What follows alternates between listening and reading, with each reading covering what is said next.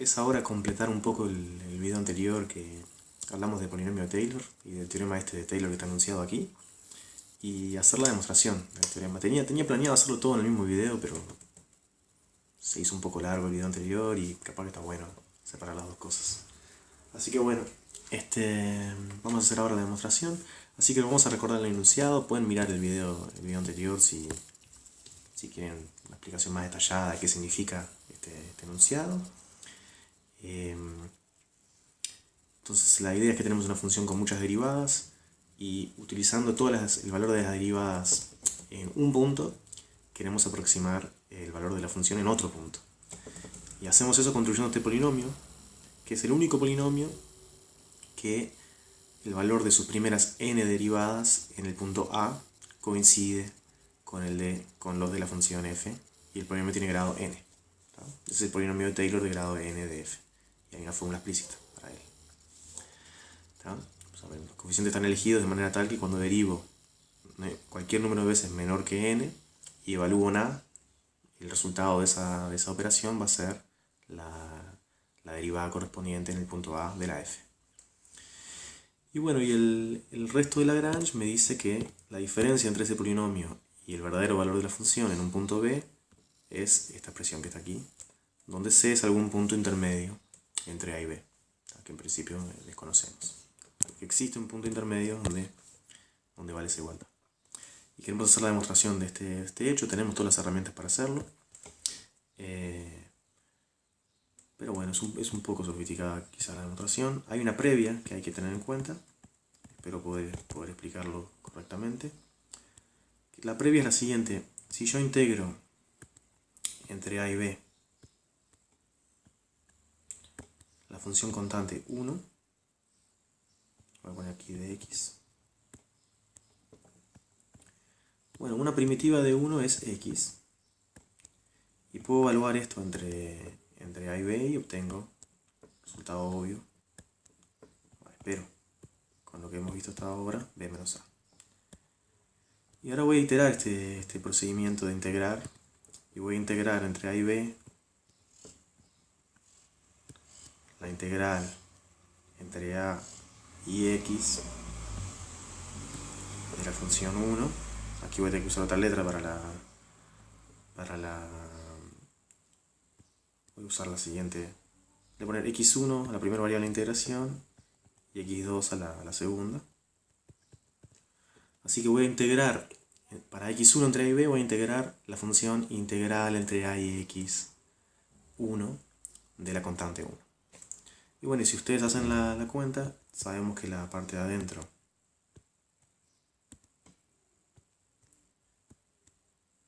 la integral entre a y x1 de la función 1 vale, por lo de arriba, x1 menos a. Y ahora tengo que integrar eso para x1 entre a y b. Bueno, y ahí van a ver que una primitiva es 1 medio x1 menos a. Puedo evaluar esto al cuadrado. Puedo evaluar esto entre a y b y obtengo el resultado 1 medio b menos a al cuadrado. ¿Está? Ok, entonces, bueno, déjenme escribir aquí una primitiva para la constante, es x menos a, en lugar de... para que sea más coherente con lo que estoy escribiendo. Entonces la idea es la siguiente. Una primitiva de la función 1 es x menos a, y entonces integrar 1 entre a y b me da b menos a. Bárbaro. Ahora, ¿qué pasa si yo tomo integral entre a y x1 de la función 1? ¿No? A cierta variable de integración. Y luego integro eso para x1 entre a y b. Entonces me da integral entre a y b de x1 menos a de x1. Y bueno, una primitiva de x1 menos a es 1 medio x1 menos a al cuadrado. ¿Tá? Evaluar entre a y b me da 1 medio b menos a al cuadrado. Y puedo repetir esto. Y voy a obtener, a ver si puedo escribir el tercero. Esto quizás requiera un poco de reflexión de su parte. Explicar lo mejor que pueda. Ahora voy a integrar en una variable x1 que va entre a y b la integral entre a y x1 de la integral entre a y x2 de la función constante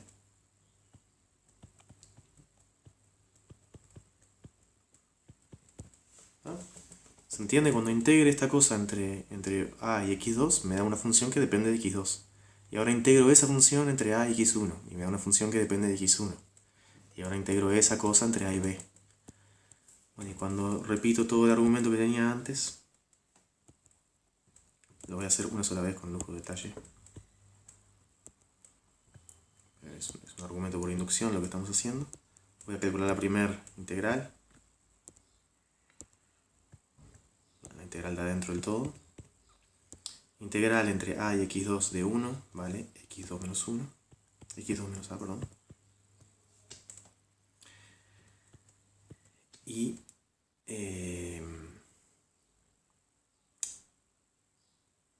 lo voy a integrar respecto a x2. Cuando x2 va entre x1. Cuando x2 va entre a y x1. Y entonces hago la integral, la de fuera la dejo igual, como está. Es una integral de a y b. Y la función de adentro, la primitiva era un medio, sería x2 menos a al cuadrado, y tengo que evaluar en x1 y en a. Así que vale un medio x1 menos a al cuadrado de x1. Y el resultado es que es una primitiva de un medio x1 menos a al cuadrado, es un sexto x1 menos a al cubo. Cuando evalúo entre a y b, en a vale 0 esa cosa, vale b menos a, un sexto.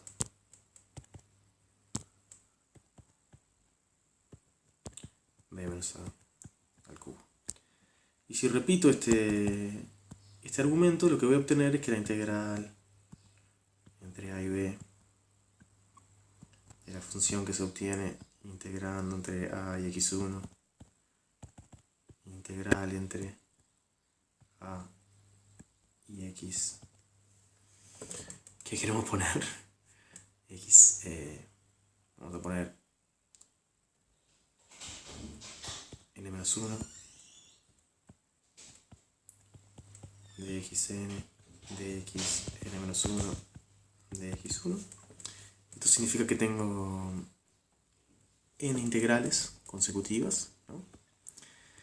Y el resultado de hacer esta operación va a ser 1 sobre n factorial b menos a la n. ¿No? Y eso, el procedimiento, la demostración es inductiva, o sea, en realidad tendría que decir cuál es el paso inductivo, es que es calcular la primitiva es 1 sobre n factorial x menos a la n, y evaluado entre a y b vale 1 sobre n factorial b menos a.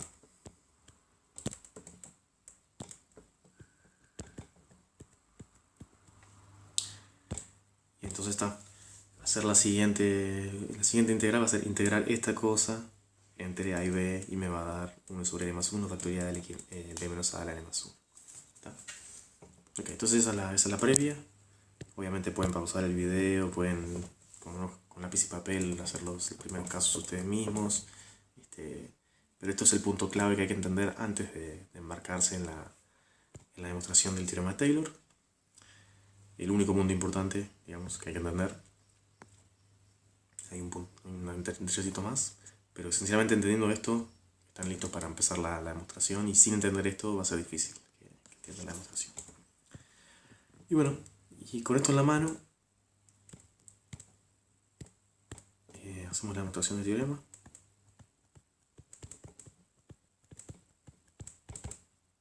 Entonces la demostración es aplicando repetidas veces, vamos a poner. Ahora vamos a ver lo que significa. Repetidas veces el teorema fundamental del cálculo.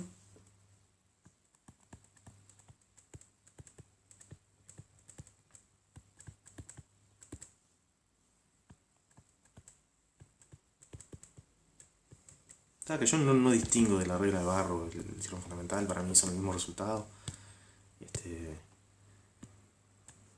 Y entonces lo que vamos a hacer es lo siguiente. Vamos a integrar entre... voy a escribir, perdón, f de b. Y bueno, vamos a escribirlo como f de a más la integral entre a y b.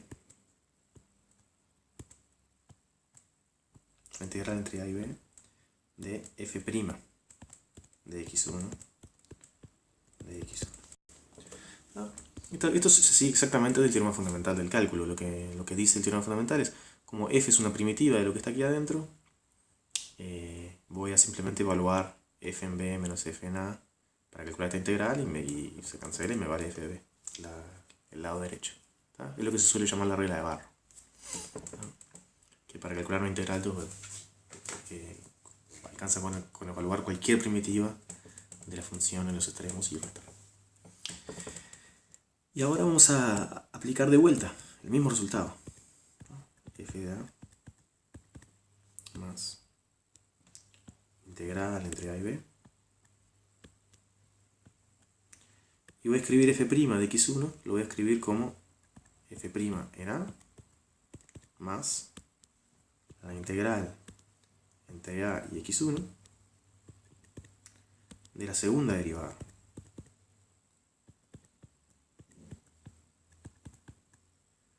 Hay que integrarlo entre... Y aquí ya este número que está aquí, f' de a, es un número nomás. Y estoy integrando entre a y b. Y puedo usar que la integral entre a y b de un número, b menos a por ese número. Y ya me apareció f de a más f' de a por b menos a. Más la integral entre a y b de la integral entre a y x1 de f segunda de la variable integración. ¿No? Así que esto es lo que sucede cuando apliqué dos veces el teorema fundamental del cálculo. Bueno, y lo puedo aplicar de nuevo. Puedo cambiar, lo voy a hacer una vez más explícitamente y luego lo vemos. Puedo aplicarlo de vuelta y obtengo que lo que estoy escribiendo es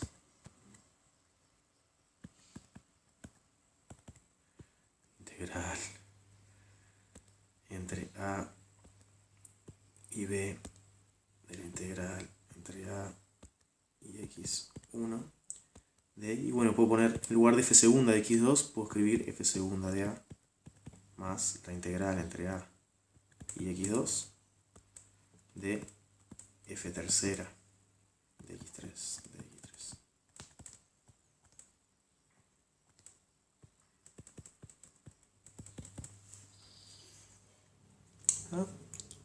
Y de nuevo, f segunda de a es un número y estoy integrando entre a y b, integrando entre a y x1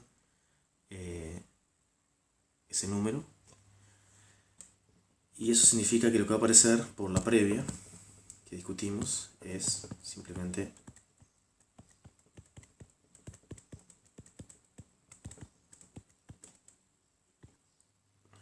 que la integral esa vale 1 sobre 2 factorial b menos a al cuadrado, y entonces me aparece esto.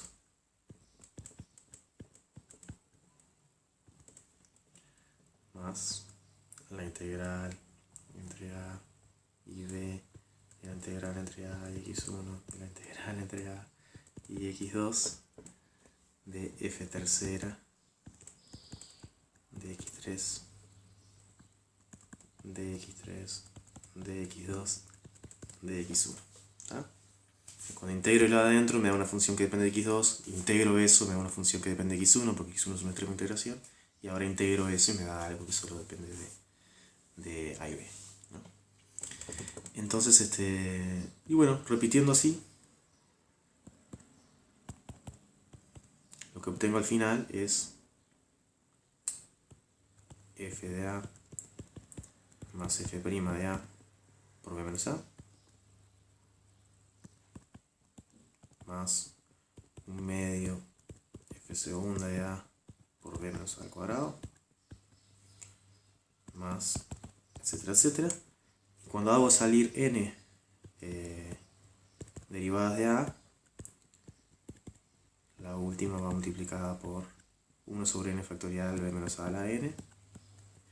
Y lo que obtengo como fórmula para el resto, esto ya es el polinomio Taylor de grado n de la f evaluado en b. Y cuando obtengo como fórmula para el resto integral entre a y b, integral entre a y x1, etcétera, etcétera, etcétera. Ahora hay que tener cuidado. Aquí hice salir la segunda derivada de f en a, y la última extremo de integración que apareció fue x2. Así que si hice salir la enésima derivada, el último extremo de integración que va a aparecer va a ser xn, pero sin embargo aquí adentro aparece una derivada más, fn más 1 de xn más 1, que es la variable de integración de esta integral, ¿no? El extremo de integración es xn, la variable de integración es xn más 1. Y ahora bueno, voy a integrar eso, lo que me dé lo integro respecto a xn, lo que me dé, etcétera, etcétera. Y esa es la fórmula para el resto. ¿Ah? Todavía no hemos llegado a lo que queremos, pero está. O sea, a esto se llega solamente aplicando el teorema fundamental una y otra vez, haciendo salir las derivadas de la f en el punto A. Entonces expresamos la derivada de f en cualquier otro punto como el valor en a más la integral entre a y ese punto de la siguiente derivada. Y repitiendo eso obtenemos esta expresión. Ahora,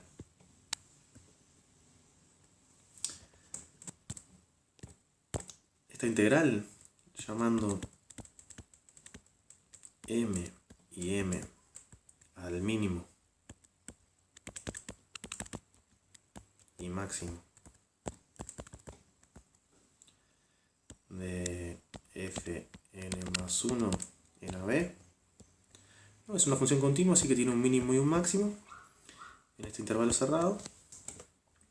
El último término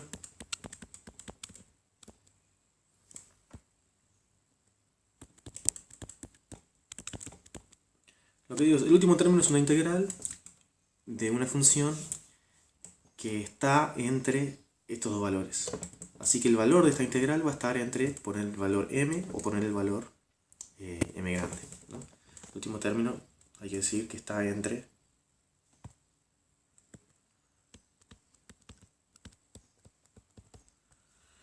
y bueno, ¿qué es lo que sucede? Si yo pongo una constante aquí en lugar de la n más unésima derivada, pongo una constante, sale para afuera de todas las integrales y obtengo lo que discutimos en la previa. Así que está entre 1 sobre n más 1 factorial m por b menos a la n más 1 y 1 sobre n más 1 factorial m grande por b menos a la n más 1. Y lo que yo preciso es hacer que, entonces este número que está aquí, lo quiero escribir como 1 sobre n más 1 factorial por fn más 1 en algún punto intermedio por b menos a la n más 1. Y yo sé que el número que está ahí está entre medio de poner 1 sobre n más 1 factorial b menos a la n más 1 por el mínimo de la función y poner esa misma cosa por el máximo de la función. Y por lo tanto, como la función es continua,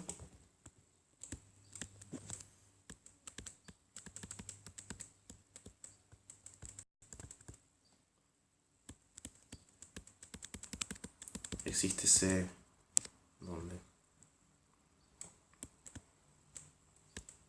fn más 1 de C vale lo que se requiere, digamos, lo que queremos. Simplemente estamos buscando un punto C donde el valor de la n más 1 derivada es tal que al poner 1 sobre n más 1 factorial por ese valor por b menos a la n más 1, me vale este cuadradito naranja. Pero yo sé que ese cuadradito naranja es un número que está entre medio de poner el mínimo valor de la n más unésima derivada y el máximo. Y como cualquier valor entre el mínimo y el máximo se alcanza, el valor exacto que hay que poner para que valga esa igualdad se alcanza. Y eso concluye la demostración del teorema de Taylor, que creo que es relativamente sofisticada, pero no usa muchos trucos en realidad. O sea, en realidad es bastante directa. Esta demostración me gusta porque no saca de la manga ningún truco raro. Lo que dice, bueno, está bárbaro, ¿querés saber cuál es la diferencia entre f de b y f de a? Bueno, vale exactamente, por el tema fundamental, integral entre a y b de f'. Ok, bárbaro, ¿querés hacer aparecer f' de a? Bueno, f' en un punto de x vale f' en a más la integral entre a y el punto de la segunda derivada, ¿no? Y así sucesivamente, simplemente se va repitiendo y repitiendo el mismo argumento. Y bueno, luego hay que lidiar con las integrales, esas anidadas que van apareciendo, que bueno, hay que estudiarlas aparte, digamos. La dificultad... O sea, esta demostración me parece clara porque no requiere ningún truco de ingenio que caiga de ningún lado. Simplemente voy a hacer lo obvio, pero luego, bueno, tengo que enfrentar las consecuencias, ¿no? Las consecuencias es que tengo que lidiar con este tipo de integrales, ¿no? De un número constante, ¿no? Así que tengo que gastar un tiempo en tratar de entender estas integrales, y una vez que logré hacer eso, la demostración es convincente y funciona. Luego hay un último truco, que hay una integral de ese tipo, con una función que no es constante aquí adentro, y el truco está, bueno, si pongo el mínimo valor o el máximo, estoy acotando este valor. Y si la función es continua, toma todos los valores intermedios, así que pronto. Así que esa es la demostración del teorema de Taylor. Discutimos un poco la importancia, no todo, en el video anterior. No sé por qué no estoy pudiendo volver al enunciado. Aquí estoy pudiendo volver al enunciado.